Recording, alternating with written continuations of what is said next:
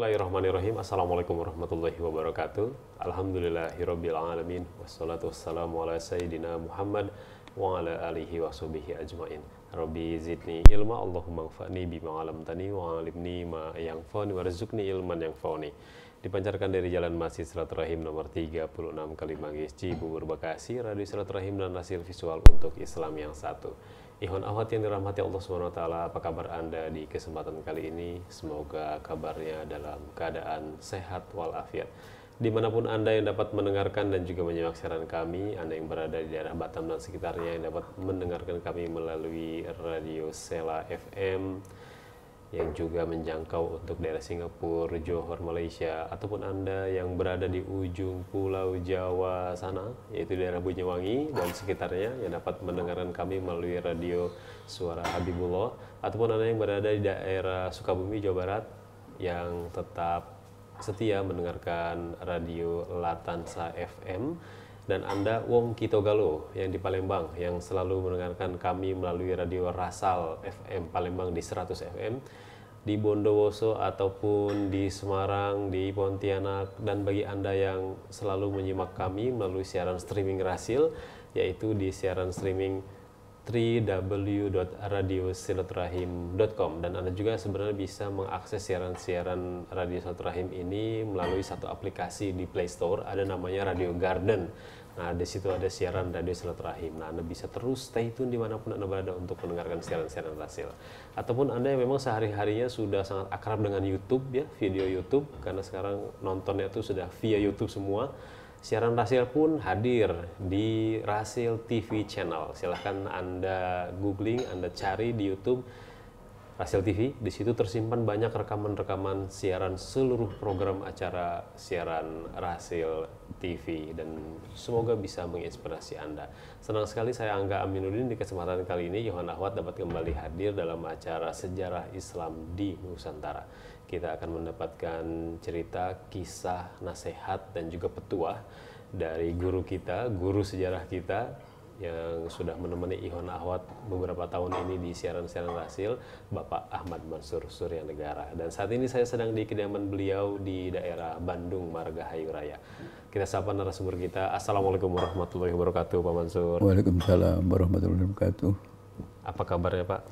Alhamdulillah, di bulan Rajab ini kita masih diberi rahmat Allah, tetap sehat. Alhamdulillah, tetap sehat, Pak. Bisa pula masih mengembangkan waktu dan energi ini untuk ikut serta membina bangsa dan agama kita ini. Alhamdulillah. Kita memasuki di akhir bulan Maret.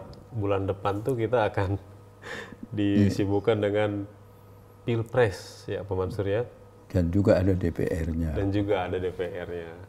Pilpres dan juga anggota DPR. Pemilihan. Menghadapi momen itu pesimis, optimis, semangat, atau bagaimana perasaan Pak Mansur sekarang nih? Karena masih bisa gitu ya mengikuti gitu ajang ini. Sebenarnya bangsa Indonesia, terutama umat Islam, harus tetap bersyukur kepada Allah akan diikut sertakan atau sebagai pelaku utamanya di dalam perjalanan sejarah bangsa ini, dulu dengan berdarah-darah untuk mengubah sejarah dengan bambu runcing, tapi Allah sekarang ini memanjakan kita semuanya, bangsa Indonesia ini, untuk mengubah sejarahnya cukup dengan paku runcing. Dan kita semuanya masuk ke TPS dan kita tinggal pilih itu gambar yang kita sukai, itu antara nomor atau gambar, maka kita pilih yang mana. Dan kemudian jangan lupa kita harus memilih wakil DPR-nya. Dewan Perwakilan Rakyat juga akan kita tentukan pada tanggal 17 April itu tahun 2019. Allah memberikan waktu perubahan menjelang nisfu Sya'ban. Tinggal 2 hari sebelum Sya'ban. Iya. Nisfu Sya'ban itu kan, sementara ulama menyatakan itu pergantian buku amal kita. Amal yang buku lama diganti dengan buku baru, diserahkan oleh malaikat. Yang lama diserahkan di aras, yang baru mulai akan diisi dengan kita. betapa hebatnya kita sebagai bangsa Indonesia oleh Allah dipilih untuk mengisi buku-buku amalnya dengan suatu amalan yang akbar, tetapi dengan cara yang sangat sederhana. Itu masuk ke TPS, lalu nyoblos gitu, terjadi perubahan akbar sejarah ini.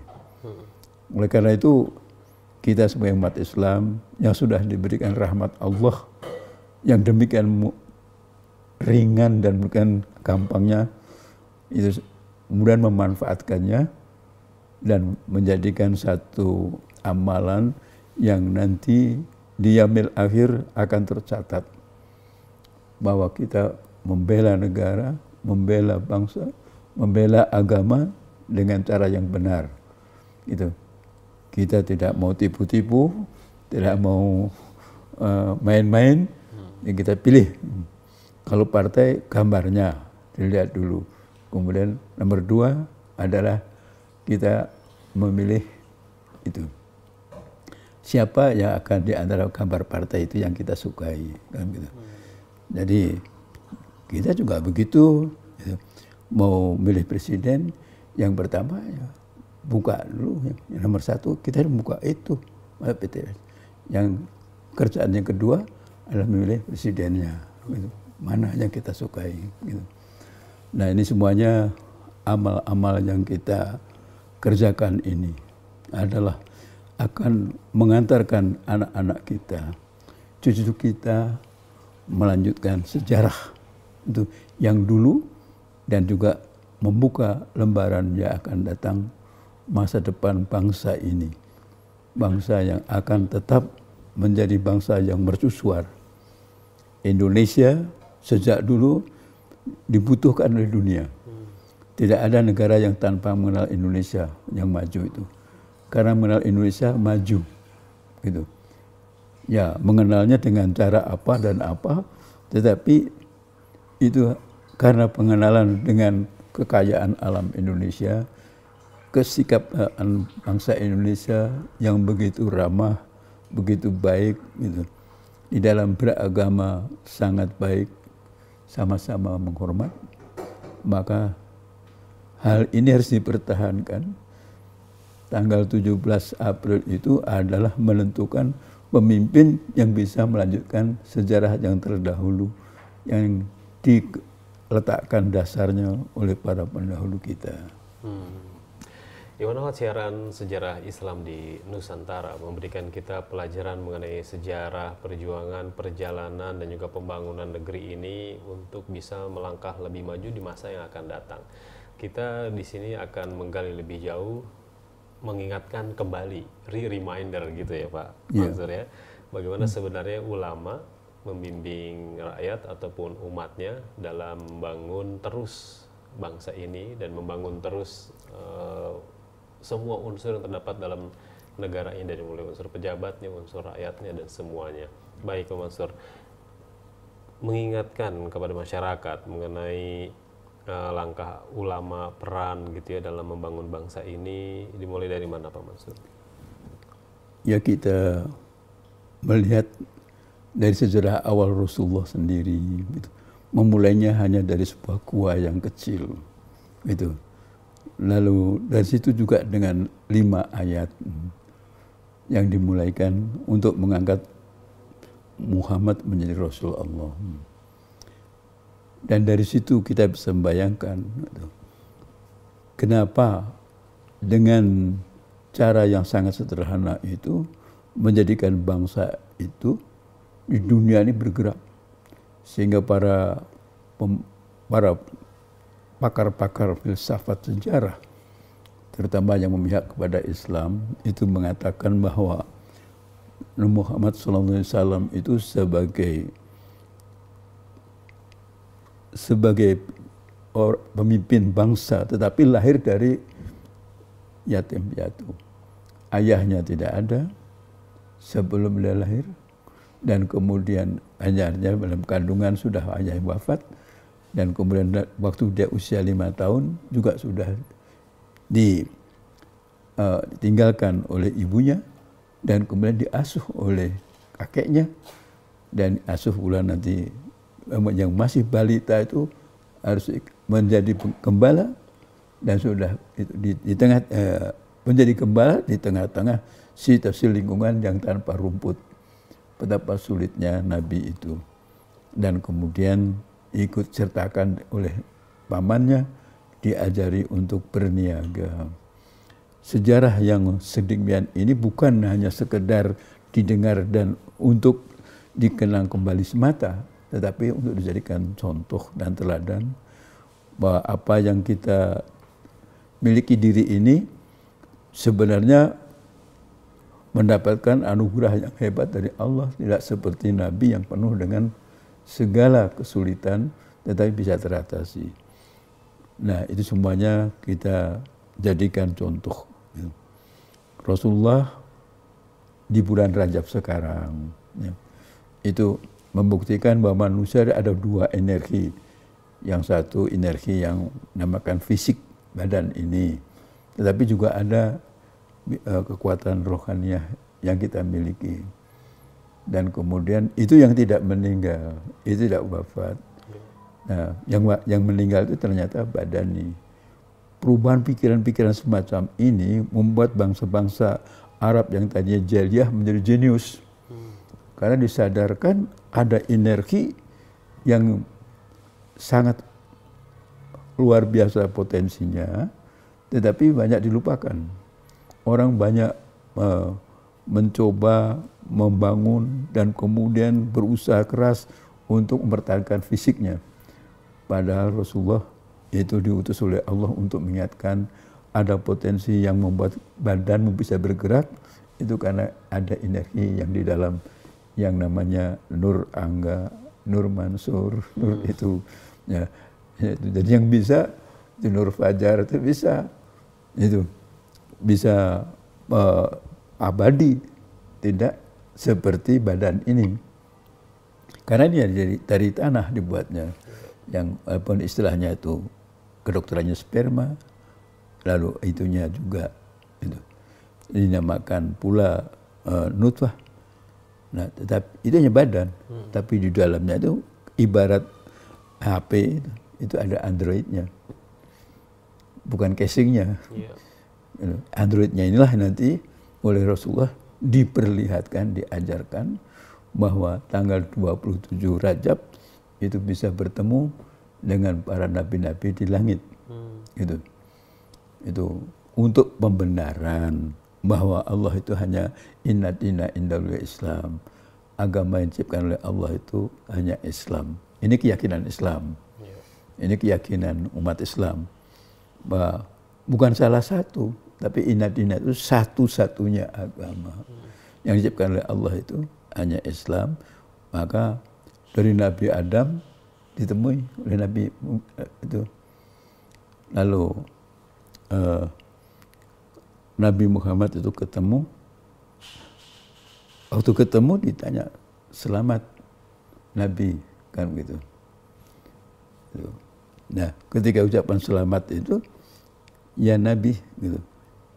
Lalu apa yang ditanyakan itu adalah Nabi itu adalah sebenarnya sebelumku, tetapi adalah lahir nanti sesudahku. Nah, ini punya pemikiran-pemikiran yang dalam.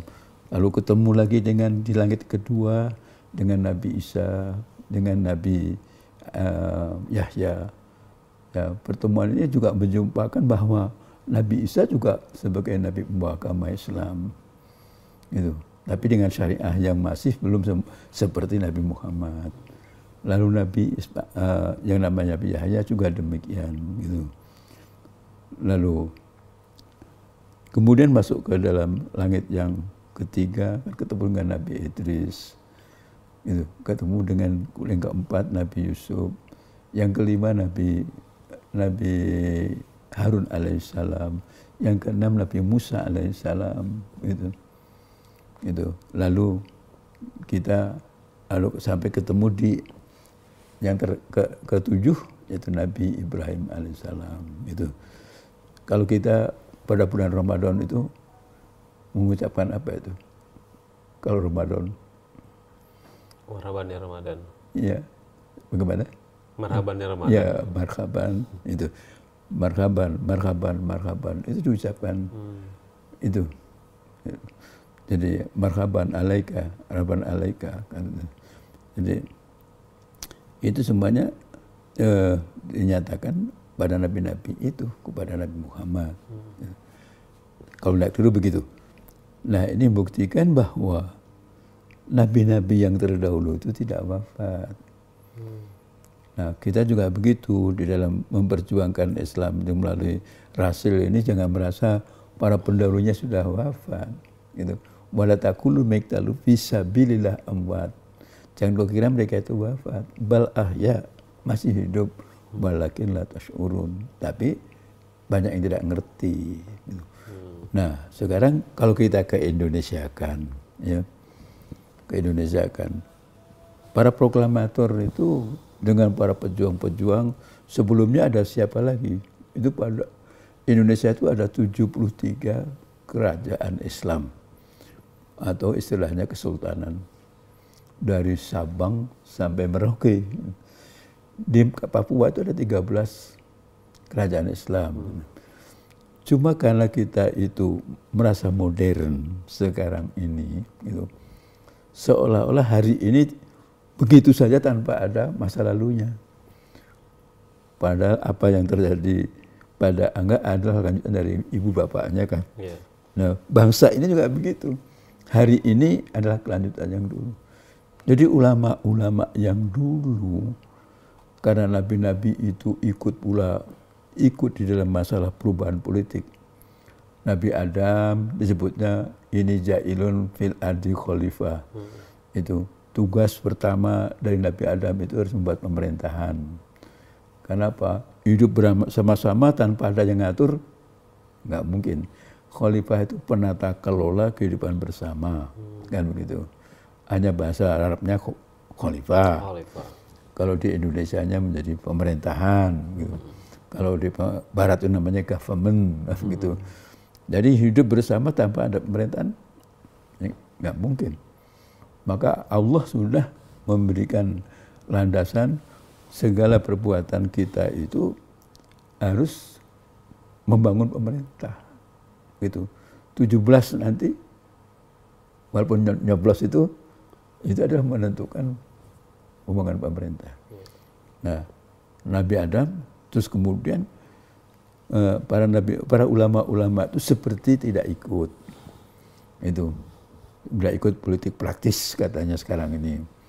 Tetapi kalau kenyataannya itu ada masyarakat tanpa ada pemerintahan, itu harus ditinggalkan. Harus ada pemerintahan. Contohnya Nabi Nuh alaihissalam. Itu masyarakatnya masyarakat yang termasuk jahiliyah, tidak mengerti membuat pemerintahan. Dilawan Nabi Nuh itu. Oleh itu dicontohkan kita harus punya kapal untuk hijrah meninggalkan masyarakat yang semacam itu, membangun masyarakat yang berpemerintahan. Gitu. Akibat dari sistem ustadz-ustadz, ulama-ulama, seolah-olah nabi-nabi itu nggak ikut membangun pemerintahan. Jadi akibatnya apa? Kita mau khutbah di masjid, jangan. Padahal Quran boleh dibaca. Yeah. Gitu. Quran itu isinya adalah para nabi bagaimana itu menata ulang kalau ada pemerintahan tidak benar. Yeah. Gitu. Lalu Nabi Ibrahim itu kan ada pemerintahan. Siapa? Raja Namrud. Bener enggak? Enggak bener. Kenapa? Ngajari rakyatnya untuk menyembah berhala. Yeah. Dan Nabi Ibrahim itu bapaknya sendiri yang bikin berhala. Walaupun bapaknya, tapi kalau tidak sesuai dengan ajaran Islam, kan harus diadakan pembaharuan. Maka Nabi Ibrahim itu mengadakan reformasi. Gitu. Lalu digantikanlah situasi yang diatur oleh Namrud, diganti lagi dengan kepemimpinan Nabi Ibrahim itu. Lalu kemudian dicontohkan lagi Nabi Musa, ada pemerintahan yang dipegang oleh Fir'aun. Bagaimana itu? Fir'aun itu anak laki-laki dibunuh karena supaya nggak ada kaderisasi. Gitu. Lalu yang perempuan dijadikan tempat objek hiburan. Nah, apakah pemerintahan semacam ini benar? Maka ditugaskan Nabi Musa untuk mengadakan pembangunan, berguru dulu dengan Nabi Syuaib, yaitu Nabi yang mengatur timbangan, hanya stabilitas dan keseimbangan. Di situ ketemu dengan Nabi Khidir. Jangan sesuatu itu dilihat lahir-lahirnya saja. Betul. Harus dilihat yang balik, apa yang terjadi di balik peristiwa itu. Karena kalau bicara politik itu tidak pernah belak-belakan. Nabi Khidir mengajarkan tentang bukan hanya dilihat dari hal yang lahir ya. Iya, itu yang lain. Ada kapal dibolongin, ngapain? Iya, gitu. Musa itu nggak ngerti. Iya. Ada pemuda kok dibunuh. Iya, betul. Gitu. Ada rumah yang ambruk dibangun. Yang dilihat itu hanya fisikal. Ternyata di balik itu ada. Kamu akan menghadapi Fir'aun. Fir'aun itu tingkah lakunya kebiarnya hebat. Membangun piramida ini. Tapi itu bukan tujuan kehidupan yang hakiki. Maka lalu, jadi setelah dia itu ketemu dengan Nabi Syuaib, ketemu dengan Nabi ini, maka lalu mengajak rakyat untuk meninggalkan semua ajaran Fir'aun. Gitu. Ya, dia walaupun hanya senjatanya tongkat, tetapi dia harus membuat satu kesadaran masyarakat bahwa yang diperbuat oleh Fir'aun itu enggak benar.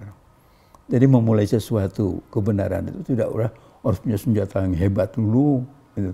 Tapi tongkat dengan keimanan dan ketakwaan itu akan membuat kemenangan. Dan kemudian Nabi Musa itu meninggalkan Exodus, tapi bukan Exodusnya membuat kecelakaan, kekalahan sejarah, tapi justru bagaimana kekuatan fisik Fir'aun itu membuat tumbang. Karena Islam itu adalah ajaran yang benar, kan gitu. Jadi Nabi Musa itu kitabnya Taurat, tetapi ajarannya Islam juga. Iya. Oleh karena itu ketika Nabi Muhammad ketemu dengan Nabi Musa alaihissalam, yang menyuruh 50 menjadi 5 waktu itu Nabi Musa alaihissalam. Itu.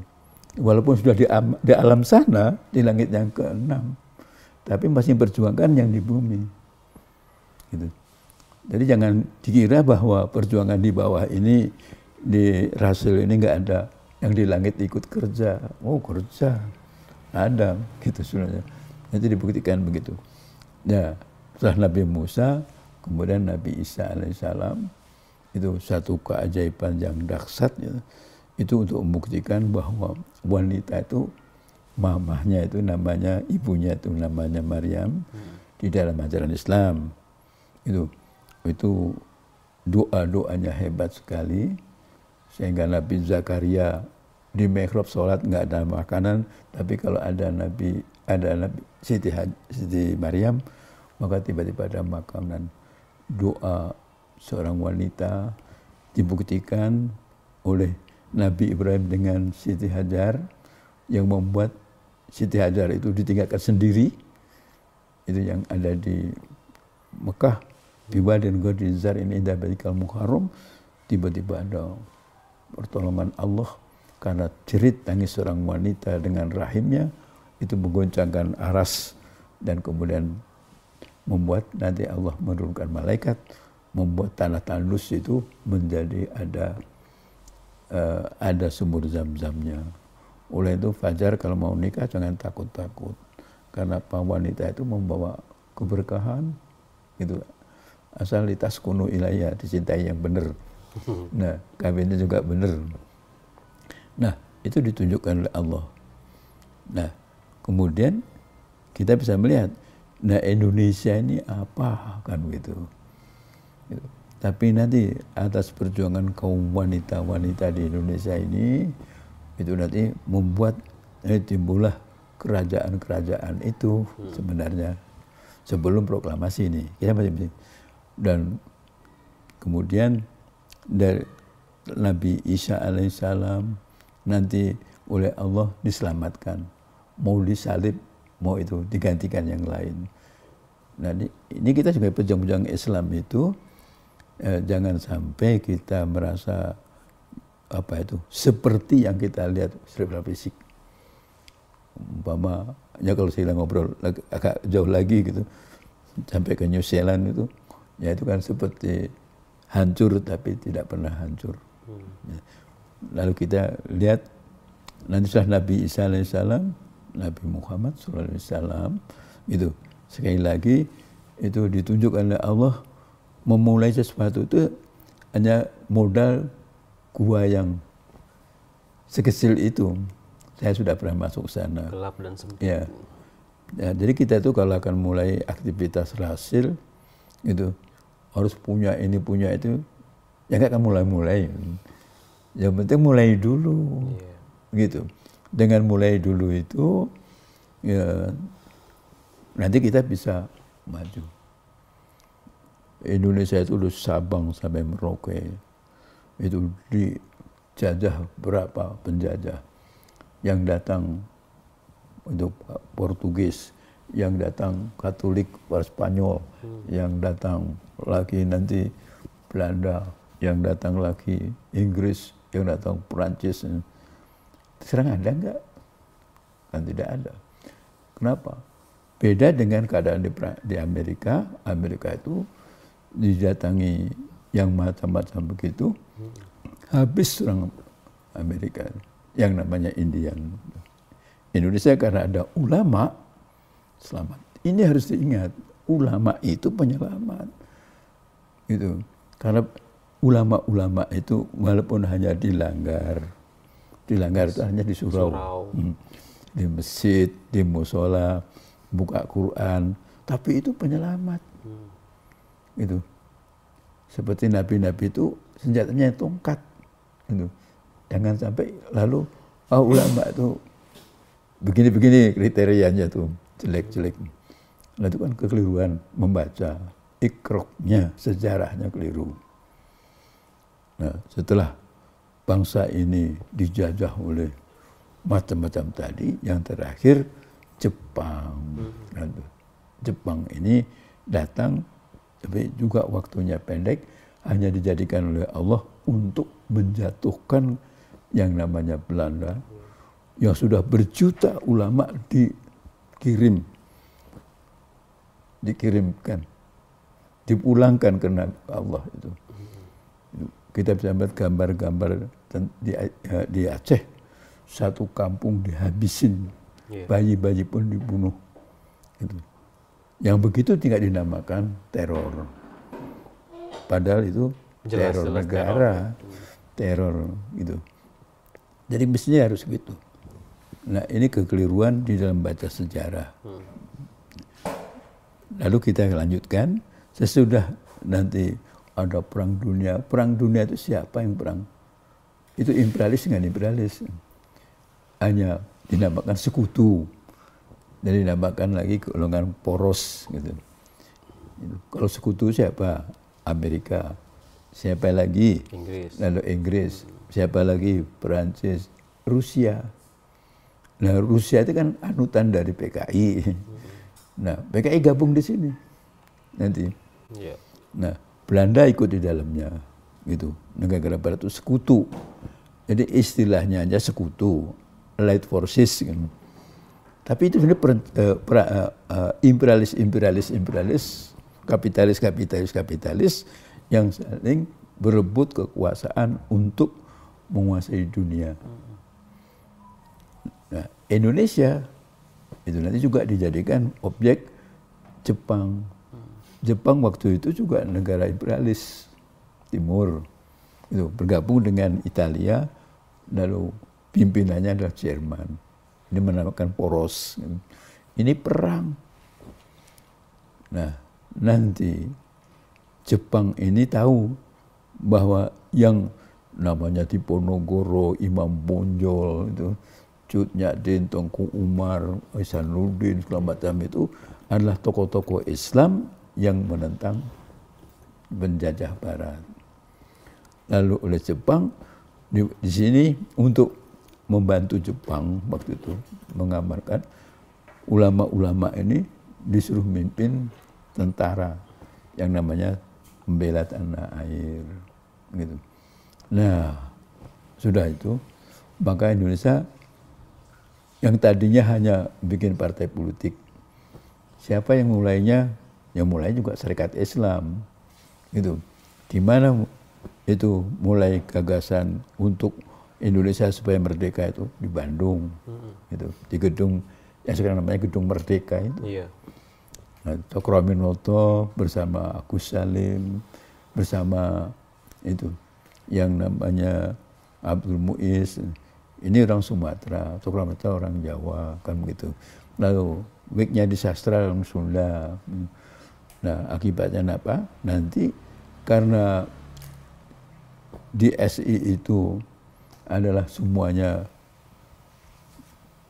bermacam-macam etnis, maka SI nanti mempunyai budaya kebiasaan dalam kongres, dalam pertemuan harus pakai bahasa Indonesia. Nah, bahasa Indonesia itu masih namanya Melayu. Dulu pada waktu zaman kerajaan-kerajaan Islam disebutnya Melayu Pasar mula-mula. Karena yang ada di pasar itu macam-macam orang, macam-macam etnis. Timbullah yang dinamakan Melayu Pasar untuk dagang. Ketika ada pesantren dijadikan bahasa Melayu ilmiah. Ketika ada kerajaan-kerajaan lalu jadikan bahasa Melayu diplomasi. Gitu. Siapa yang membuat bangsa Indonesia punya bahasa Indonesia ini? Ya ulama-ulama. Iya. Ya bangsa ini gitu. Tetapi kan orang tidak mengerti gitu. Yang mengilmiahkan bahasa Indonesia yang dari pasar ke itu kan para pesantren, ulama-ulama santri itu. Nah, maka kita sudah punya bahasa. Dengan punya bahasa maka kita berkomunikasi merasa satu. Dan karena musuhnya satu, lalu kita umat Islam itu bersatu. Kan begitu. Nah, ketika Jepang nanti dibom atom tanggal 6, tanggal 9 itu Amerika ngebom kota itu menurut teori perang itu perjanjian Jenewa itu melanggar. Masa dibom kota, rakyat mati. Semuanya. Ya nggak boleh. Jadi itu yang dibolehkan itu artinya kalau ada instalasi militer yang dibom. Ini enggak, di kota rakyat mati semuanya. Itu dalam buku-buku sejarah sebenarnya enggak disebutkan, tetapi dalam teori-teori perang Amerika itu teroris negara, gitu. Teror itu membuatnya, karena membunuh seperti itu. Tapi itu hanya satu istilah yang sekarang ini rancu penggunaannya, gitu. Keliru. Nah, setelah dibom atom, berkat rahmat Allah, Jepang menyerah tanggal 14, tetapi tanggal 17 berani proklamasi Indonesia merdeka. Yang penting kita renungkan adalah itu enggak ditulis dalam sejarah. Abdul Mukti lah yang menentukan tanggal 17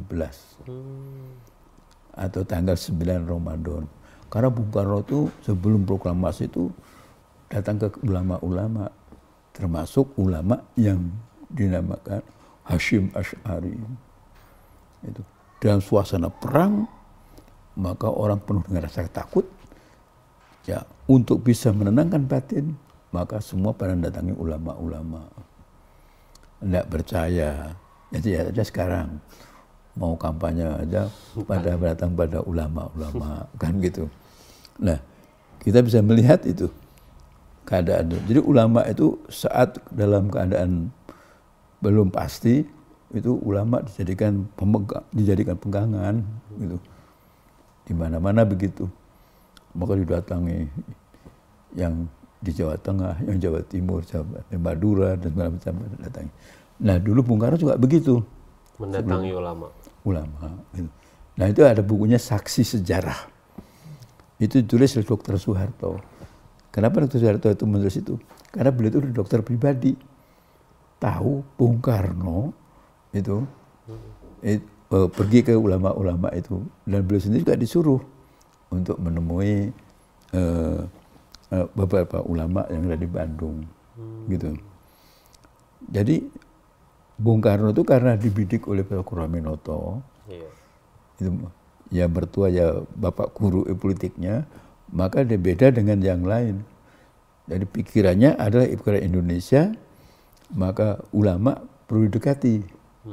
Gitu.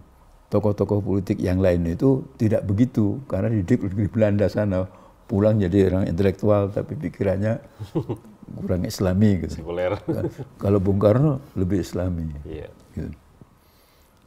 Lalu Bung Karno nanti mendapatkan petuah-petuah dari Hasyim Asy'ari. Bung proklamasi dan Bung jadi presiden. Kan kaget orang, kenapa NU bisa ngomong presiden? Ternyata NU itu di dalam statutennya atau anggaran dasarnya itu ketua Tanfidiyah NU itu presiden. Gelar itu. Iya. Jadi jangan sampai dikatakan bahwa ulama itu tidak ngerti presiden. Justru sudah tahun 26 sudah ada istilah presiden dipakai oleh NU. Lalu yang mendirikan partai politik itu Syarikat Islam tahun 23. Gitu.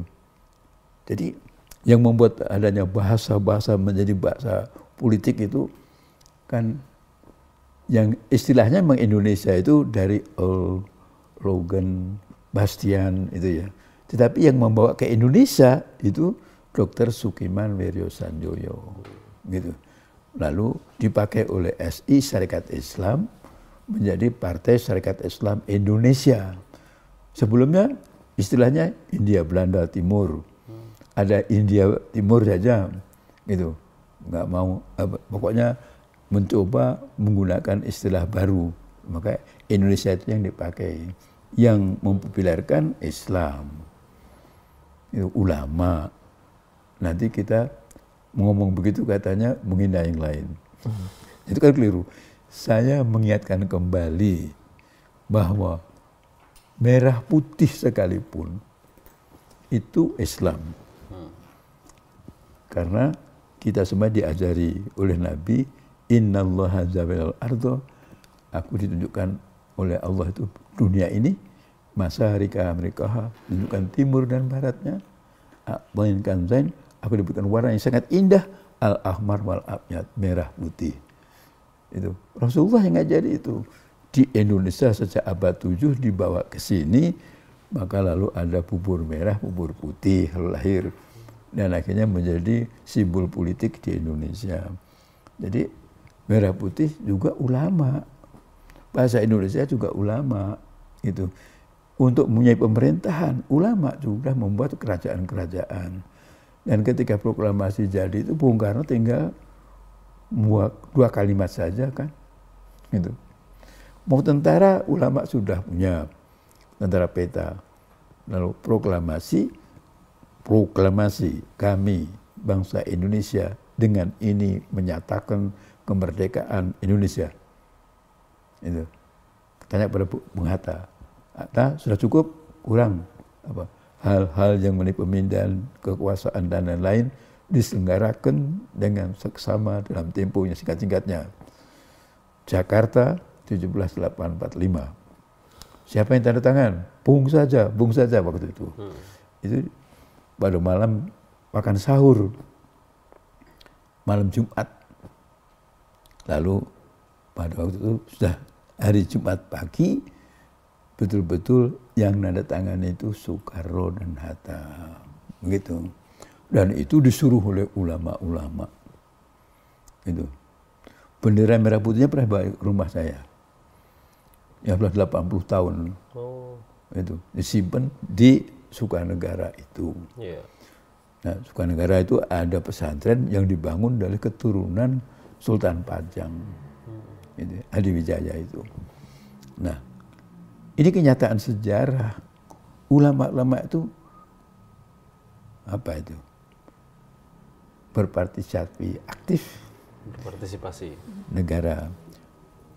Berpolitik praktis. Gitu.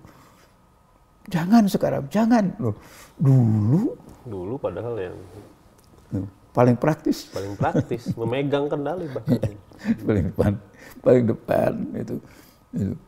Nah, ketika sudah proklamasi tanggal 18 gitu, ulama siapa yang menentukan Pancasila? Itu kan Muhammadiyah. Siapa lagi? NU. Kok Pak Mansur menyebut Muhammadiyah dulu? Ya Muhammadiyah, NU, Wahid Hasyim, ya.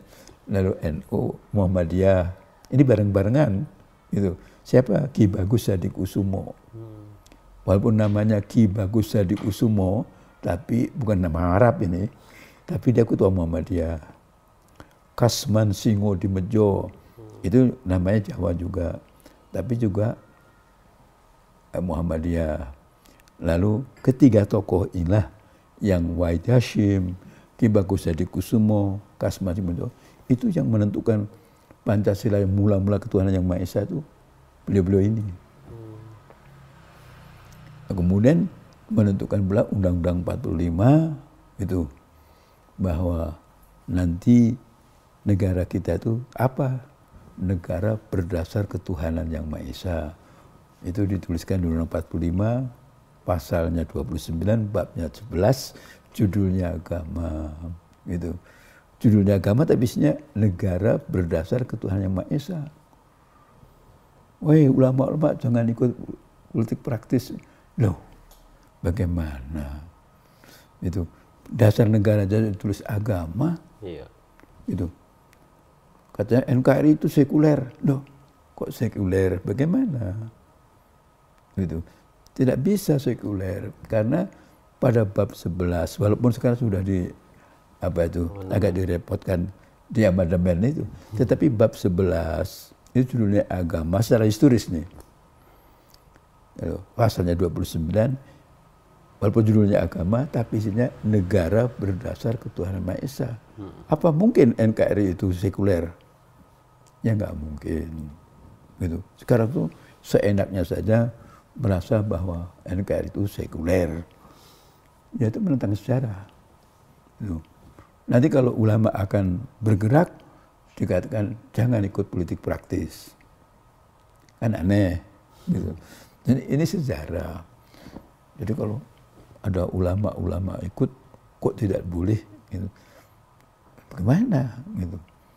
Kan itu menentang sejarah menurut saya.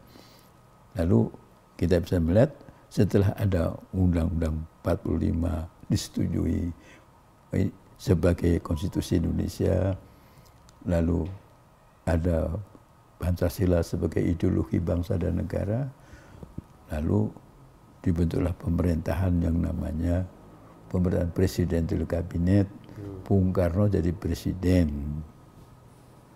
Gitu. Yang mengusulkan Bung Karno sebagai presiden seumur hidup itu siapa?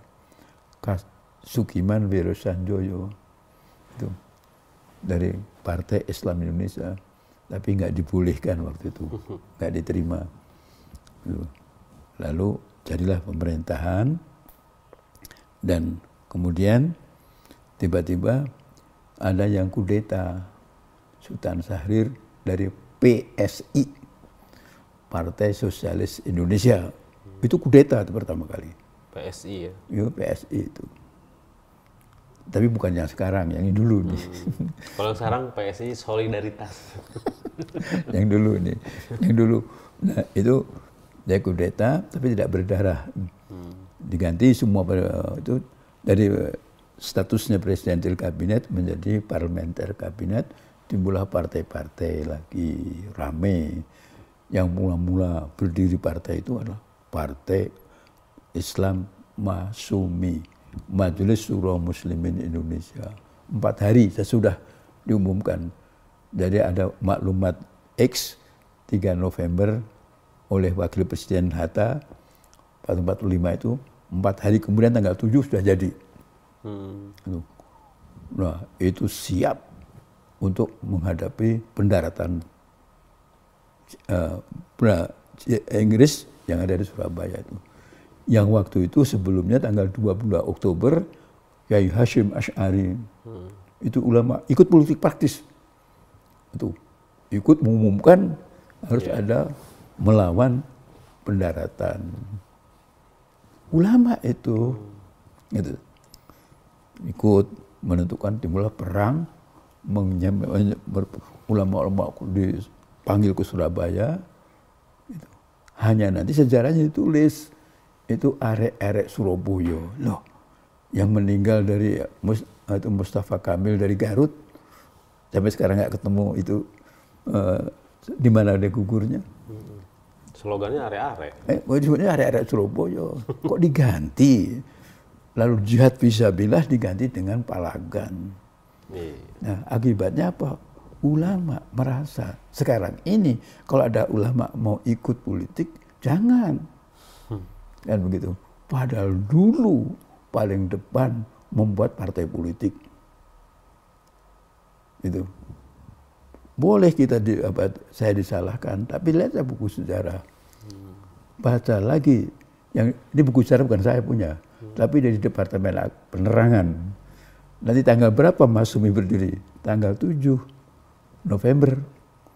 Berapa hari sesudah 10 November? 4 hari. Itu terbesar seluruh partai di Indonesia. Gitu.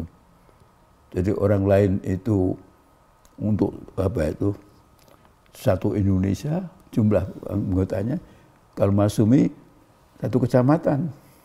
Hebatnya pada waktu itu partai gajah, luar biasa. Tapi tidak ada orang Islam itu niatan untuk kudeta. Walaupun sudah punya kekuatan sebenarnya.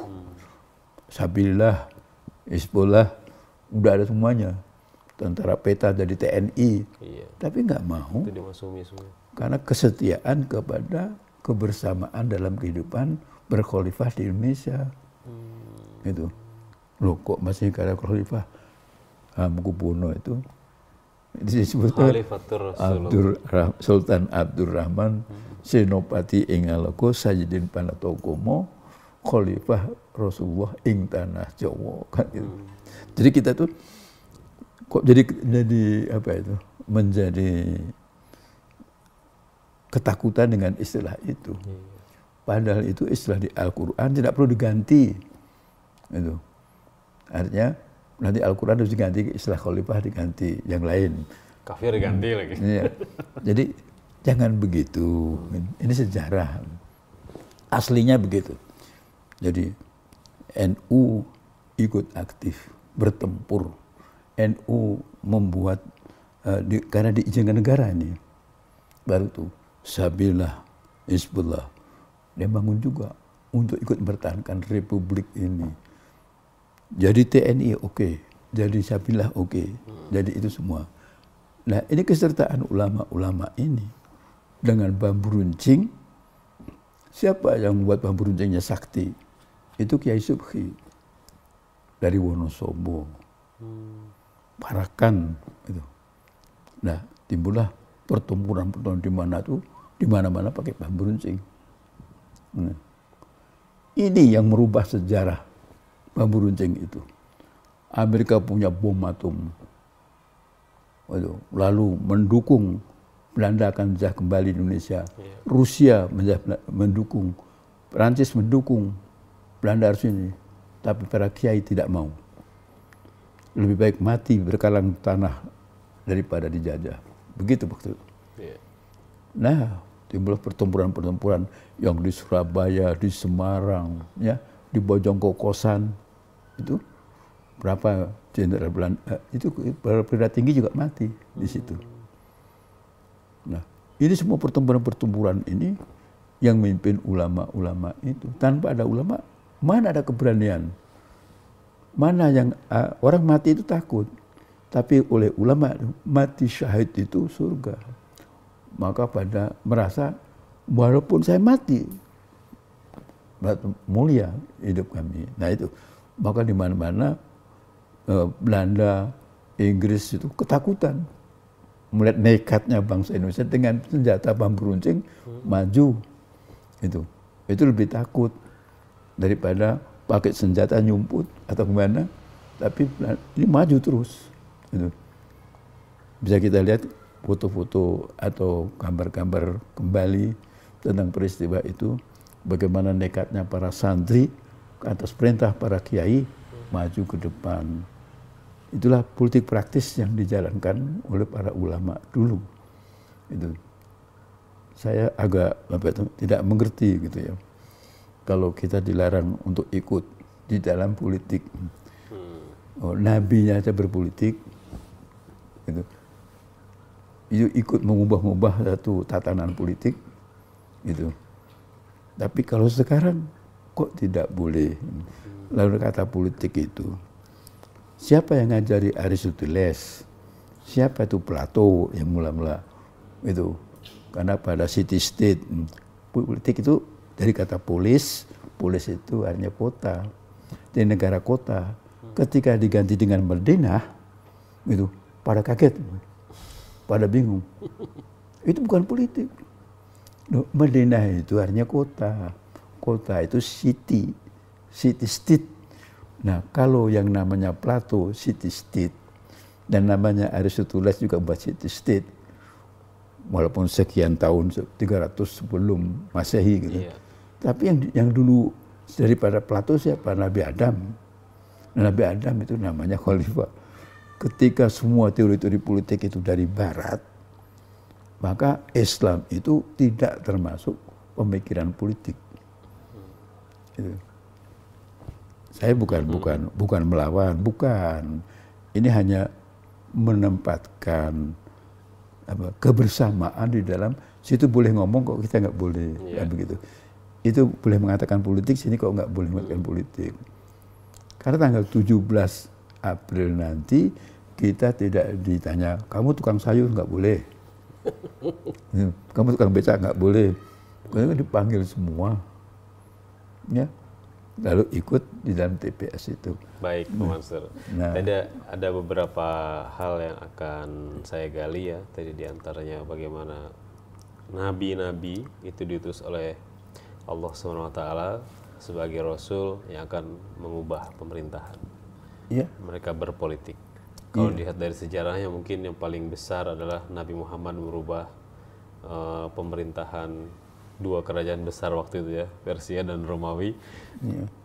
Dan juga nanti dalam perjalanannya hingga saat ini lalu ada beberapa poin juga tadi mengenai bagaimana ulama dalam sejarahnya mereka itu benar-benar berpolitik praktis, bahkan mengendalikan politik di negeri ini.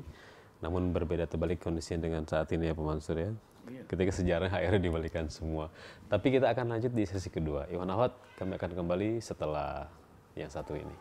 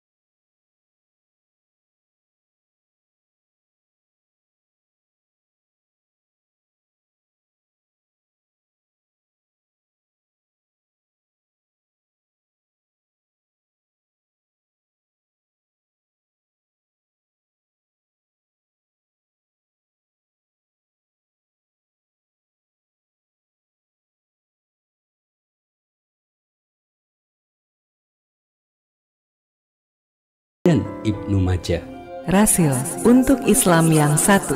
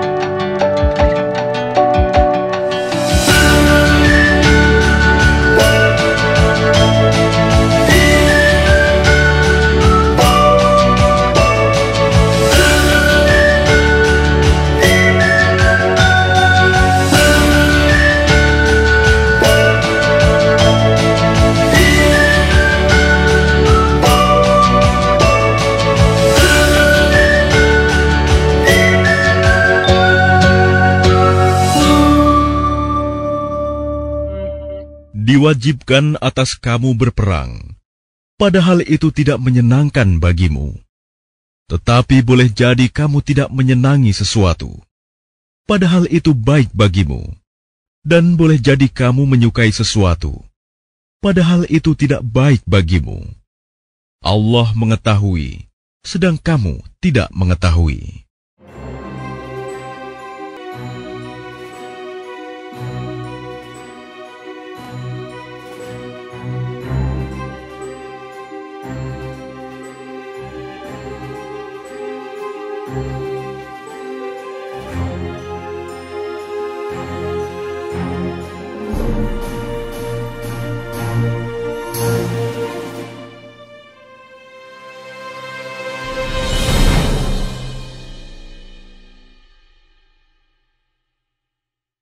Bismillahirrahmanirrahim dan nasil futsal untuk Islam yang satu. Ikhwan akhwat yang dirahmati Allah SWT, terima kasih masih bersama kami dalam acara Sejarah Islam di Nusantara bersama Bapak Ahmad Mansur Surya Negara.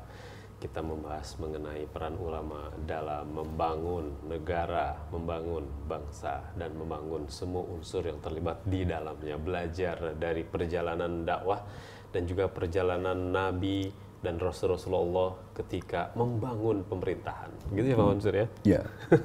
Tadi jadi yang titik beratnya adalah yang saya garis bawahi dari beberapa keterangan sejarah dari Pak Mansur.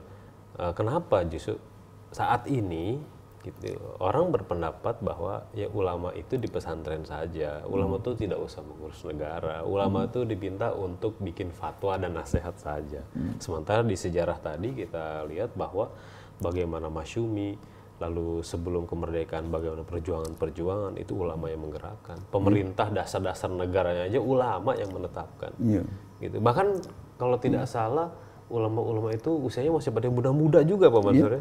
Nabi-nabi juga kan masih muda-muda tuh mereka menegakkan pemerintahan tuh. Bukan orang NU tua. Gimana tuh Pak Mansur? Kenapa kalau kok sekarang kok malah munculnya udah pakai imam, jangan ulama mah ini aja gitu. Kenapa Pak Mansur?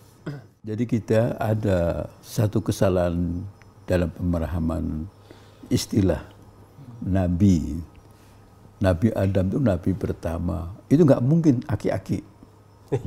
Kalau aki-aki, maka bagaimana kelanjutan sejarahnya? Sudah selesai, final. Karena nggak bisa berkelanjutan, berketurunan. Nah, kemudian kalau ada Nabi Ibrahim, bayangan orang, Nabi Ibrahim itu usia tinggi. Padahal Nabi Ibrahim itu juga muda. Gitu. Pada usia, ada buku sejarah yang saya baca usia masih di dalam belasan tahun, tetapi dia sudah diangkat sebagai Nabi oleh Allah. Jadi, dan kemudian Nabi Daud juga begitu. Oh iya Nabi Daud. Nah, tetapi yang muda-muda ini justru yang ikut mengadakan perubahan tatanan politik. Kalau kerajaan Namrud itu dianggap kekuatan politik, kekuasaan politik, maka Nabi Ibrahim mengoreksi, membenarkan kembali untuk tidak seperti yang diajarkan oleh Namrud itu sendiri, gitu. Maka digantikan pemerintahan semacam itu. Nabi Daud juga begitu. Itu ada pemerintahan yang tidak benar, maka ditampilkan yang muda, yaitu Nabi Ibrahim. Nabi Muhammad usia 40 itu masih juga satu usia yang produktif kan. Itu life begin 40 ya, kan gitu. Terbilang muda. Iya, masih muda. Jadi kalau kita melihat istilah Nabi dan Rasul, terkesan itu tua. Itu kekeliruan. Ya. Masyarakat sudah terlanjur melihat ulama-ulamanya di sekitarnya yang tua-tua. Pakai tongkat, terentah, disangkanya ya. Itu kekeliruannya. Nah, sekarang yang namanya Wahid Hashim mungkin. Wahid Hashim itu lahir kalau tidak keliru tahun 13. 45 itu sudah berperan untuk menentukan yang namanya ideologi bangsa ini dan Undang-Undang 45. Iya, kalau tahun 13 lahir, 45 berarti masih di usia 30-an. 30 masih muda itu. Iya, itu masih muda. Itu disebut pimpinan NU. Nahdlatul Ulama muda, gitu. Jadi kalau kita akan pemilu, pilih yang muda dong, gitu. Gitu. Nabi aja dipilih oleh Allah yang muda kok. Lalu ini umpama kita mendengar istilah apa, siapa nabi ataupun ulama, maka terbayang itu tokoh-tokoh yang tidak pantas untuk disebut ulama ataupun nabi, karena usianya masih muda. Ini di masyarakat begitu. Ini kekeliruan, tidak realis dengan sejarah. Jadi kalau sejarahnya Allah mengangkat nabi walaupun muda, nabi. Tapi tidak boleh bahwa menyatakan hanya pemudalah yang bisa mengubah tatanan politik. Allah melihatkan, hai orang-orang yang tidak mau lagi berkait dengan segalanya dari Allah, maka 7 pemuda ditidurkan. Gitu. Tidur sampai 309 tahun. Lawan politiknya Di guha lagi. iya, ya di gua itu. Iya dia. Iya. Ashabul Kahfi. Lawan politiknya sudah tidak ada. Siapa yang meniadakan? Allah.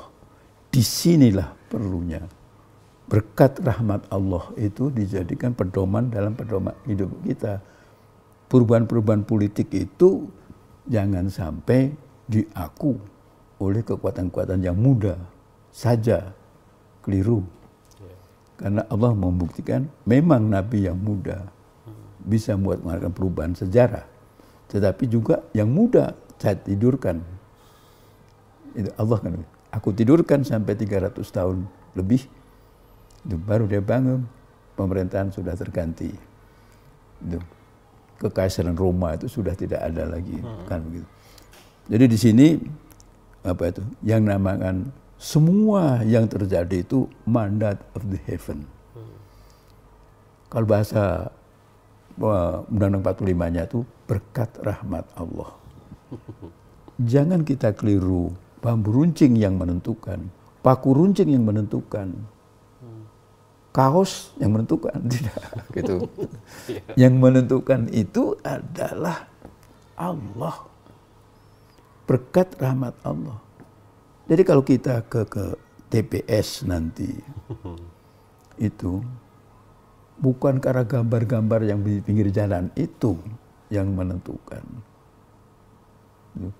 bukan siapa dan siapa yang menentukan, tapi harus yakin saya Bismillah dengan asma Allah memilih ini, ya kan? Jadi kita dengan Bismillah melangkah itu, nanti kita masuk ke situ akan dipilihkan oleh Allah siapa yang sepantasnya. Ini bukan iklan, bukan propaganda, bukan. Ini edukasi. Ini hanya apa itu? Kembali kepada sejarah. Iya. Ulama-ulama yang dulu walaupun muda ikut menentukan dasar negara, ikut menentukan ideologi negara pada waktu itu. Itu bukan karena berangkat kemudaannya atau S3-nya, S2-nya. Tapi karena berkat rahmat Allah. Bismillah saya bertempur, saya bermilah ikut membantu negara dan lainnya. Itu. Ini yang saya kaji dalam sejarah Indonesia. Adapun apa itu ada orang lain berpendapat beda, itulah yang namanya pikiran orang. Tapi kenyataan sejarah itu yang namanya Pak Nasir, Muhammad Nasir, itu muda juga. Ketika tanggal 5 bulan 4, dia mimpin musi integral di satu DPR, waktu itu DPR RIS, untuk membubarkan RIS dengan musi integral. Itu masih muda. Gitu. Lalu dibubarkannya, lalu didirikan Negara Kesatuan Republik Indonesia.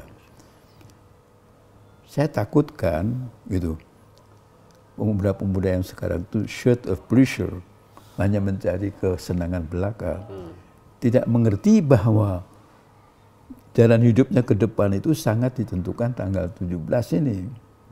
Gitu. Yang muda ini perlu gitu, ikut menentukan sejarahnya. Ya. Apalagi kalau muda itu singkatan dari mujahid dakwah. Mujahid dakwah. Itu harus gitu.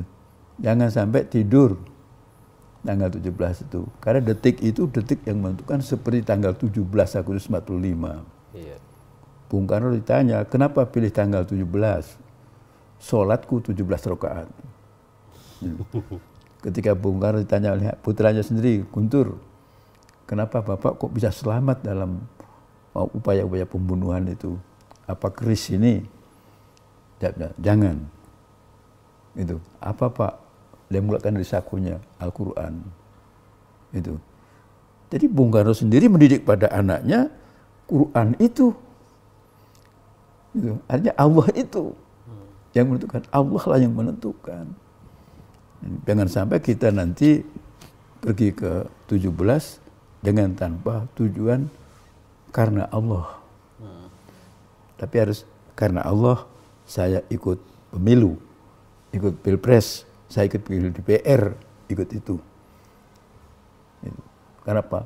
Sejarah bangsa ini dulu-dulunya begitu. Kenapa PKI gagal? Karena dia menentang yang digariskan oleh para pendahulu-pendahulu itu. Siapa yang mengalami PKI? Ulama dibasmi oleh PKI. Di Madiun itu berapa ribu ulama dikubur oleh PKI, dimasukkan sumur. Itu. Tapi tanggal 31 September sudah beres. Dia tidak bisa lagi berdiri, walaupun namanya Uni Soviet Madiun itu. Tapi nggak bisa melanjutkan sejarahnya. Karena apa? Menentang ulama.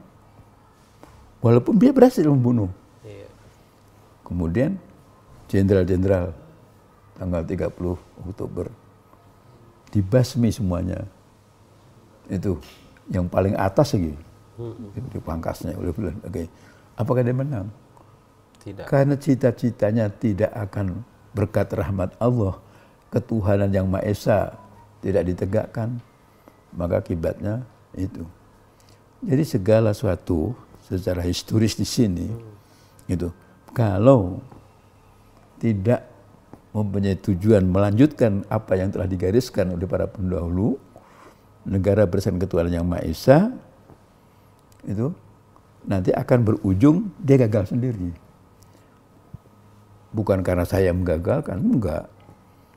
Bukan karena tukang sayur atau tukang itu yang menggagalkan, tidak ada. Allah sendiri. Allah sendiri. Karena berkat mandat dari langit itu. Jadi kan mandat of the heaven. Baik. Jadi tidak ada orang yang bisa memastikan satu kemenangan kecuali hanya keyakinan Allah bersama kita. Kan begitu. Di kita semuanya mudah-mudahan dengan omongan, pembicaraan yang kita sampaikan ini bukan ingin memenangkan salah satu, tetapi kita ingin membuat kemenangan yang membawa kebahagiaan. Betul. Kemenangan yang buat damainya rakyat ini. Kemenangan yang membuat kemajuan. Jangan sampai sesudah terjadi kekalahan, lalu timbullah satu peristiwa-peristiwa yang membuat nanti rakyat bertanya, untuk apa kekuasaan? Gitu. Kalau hanya untuk menyiksa rakyat yang lain. Mudah-mudahan Allah mendamaikan hati para pemimpin, itu, menyejukkan hati mereka untuk menerima apa yang terjadi keputusan sejarah tanggal 17 April 2019. Mudah-mudahan 17-nya sama dengan 17 Agustus yang lalu. Berkat rahmat Allah. Dan sekarang juga demikian, berkat rahmat Allah. Itu. Dan juga ya, kita semuanya bisa hidup bersama dalam kehidupan beragama. Gitu. Hanya Indonesia yang bisa Natalan bersama, liburnya, Iya. ya. Nyepi libur bersama. Itu. Apalagi Waisya, libur bersama. Lebaran, libur bersama. Gitu. Nanti Isyam Al-Masih naik, libur bersama. 27 Rajaban, libur bersama. Isra Mi'raj. Nanti yang namanya Idul Fitri, Idul Adha mendapatkan pula perlakuan dari pemerintahan yang baik. Itu semuanya ini sudah dijalankan selama kita merdeka sekarang. Jangan sampai nanti ada bentuk pemerintahan baru yang membuat menantang sejarah. Kalau menentang sejarah yang telah ditetapkan oleh para pendahulu, insya Allah tidak umur panjang. Semoga kita semuanya berhasil diberikan kekuatan oleh Allah untuk bisa menyampaikan informasi yang membuat bersatunya keadaan di negeri ini dan makmurnya di negeri ini karena berpikir sesuai dengan kesejarahan yang sebenarnya. Kalau ulama itu muda, akuilah itu ulama. Karena Nabi pun yang muda. Kan begitu.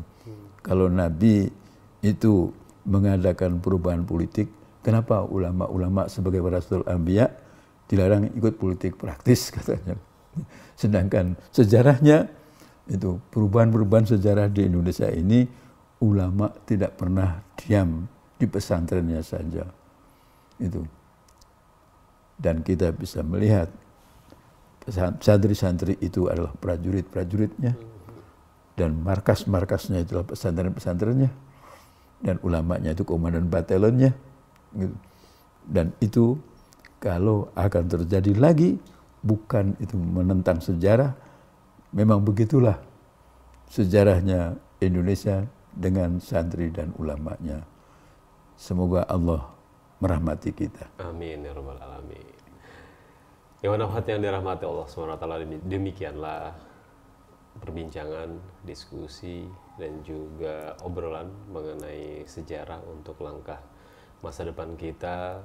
Tadi topik yang dibahas mengenai bagaimana ulama ini membangun, memimpin, menancapkan garis-garis besar untuk pembangunan negara kita dan juga untuk masa depan negeri ini, dan juga disinggung dan juga dikaitkan dengan satu langkah besar kita di 17 April nanti untuk memilih pemimpin yang baru untuk menjalankan roda pemerintahan yang baru dari rakyat yang tujuannya satu, supaya mendapatkan rahmat dari Allah Subhanahu wa taala. Demikianlah, terima kasih banyak Pak Mansur. Insyaallah kita rekaman lagi di kesempatan lain waktu. Semoga Allah selalu memberikan kesehatan, Pak. Demikianlah Iwan Nafhat. Kami undur diri. Saya yang bertugas Angga Aminuddin, ditemani oleh Agus Susilo dan juga Fajar Hidayat. Mohon maaf atas segala kesalahan kata. Kami undur diri. Billahi taufiq wal hidayah. Subhanakallahumma wa bihamdika asyhadu an la ilaha illa anta astaghfiruka wa atubu ilaik. Assalamualaikum warahmatullahi wabarakatuh.